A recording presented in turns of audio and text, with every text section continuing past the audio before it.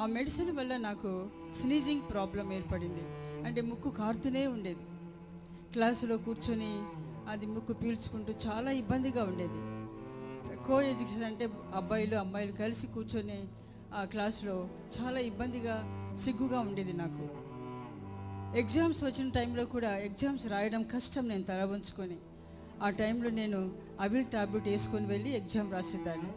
ఆ టాబ్లెట్ వేసుకుంటే మత్తుగా ఉంటుంది, అయినా కానీ సరే అది వేసుకుంటే కానీ నేను ఎగ్జామ్ రాసేదాన్ని కాదు. అలా చాలా ఇబ్బంది పడ్డాను. 2 మాసాలు అయింది, ఈ గ్లాండ్స్ ఇక్కడ తగ్గిపోయినాయి. అప్పుడు నేను మా తండ్రితో చెప్పాను, నాన్న ఈ గ్లాండ్స్ నేను ఈ ట్యాబ్లెట్స్ ఇంజెక్షన్స్ వేసుకోవడం వల్లనే నాకు ఈ స్నీజింగ్ ప్రాబ్లం ఏర్పడింది.